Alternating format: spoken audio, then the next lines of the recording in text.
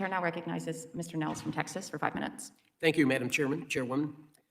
Mr. Izzard, I thank you for being here. It's good to see you.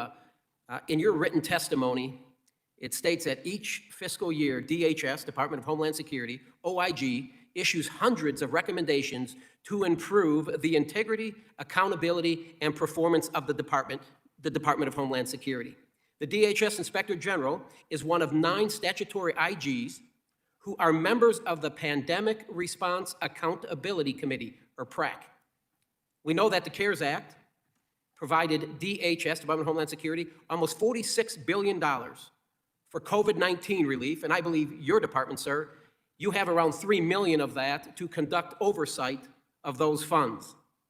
So my question for you is, Mr. Izzard, are you monitoring the resources the Biden administration uses on border missions? Thank you, sir. We have a number of ongoing projects with regards to the border at this time. In fact, our Inspector General has recently made a number of trips to the border to personally take a look at the humanitarian crisis that's occurring at the border. And so as a result of that trip, our office has initiated additional projects. So there are projects that are ongoing. Happy to get back with our staff and make sure we provide details on what those projects entail and what they'll cover, what they're intended to cover. Thank you. And as you stated, the humanitarian crisis, how much is the border crisis costing the American people? In other words, how much money has DHS used to address the 1 million people who have been apprehended at our southern border since the start of the year? That's a great question, sir. And I don't have that information in detail available. I prefer not to speak anecdotally to it, but I will certainly make sure that we get you the detailed information. I believe we've done work in that area, and we'll look at that to get that answer back to you. That's fair enough, and thank you for that. And recently, the city of La Joya in Texas issued a public health warning due to the potential spread of COVID from infected migrants. And what took place about July 26th, just a couple days ago, there was an undocumented migrant family at a Whataburger, and they were coughing and sneezing while they were inside this Whataburger, and they weren't wearing any masks. And so a citizen contacted the La Joya Police Department, and the officer approached them and asked that family, you know, what are you doing here? What's going on? And that family said that they were released by Border Patrol because they had COVID-19.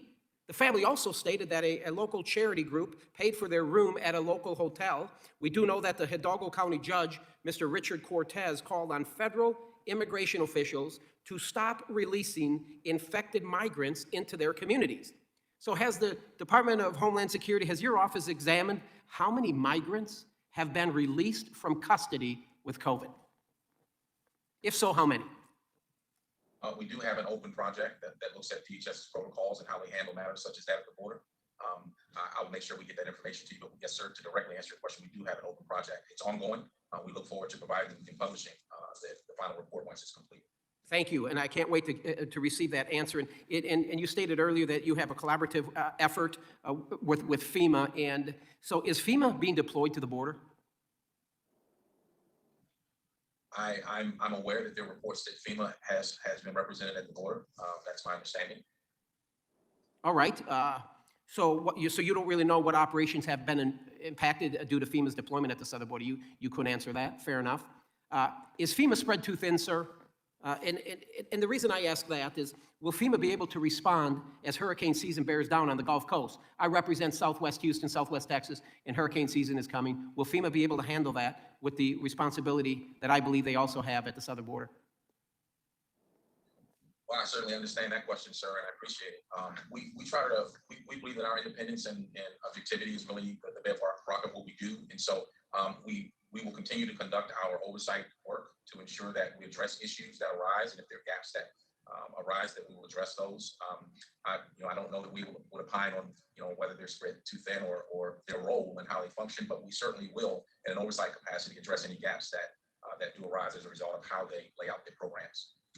Thank you, Mr. Izzard. I look forward to hearing back from you, and thank you for your candidness. Madam Chair, I yield back.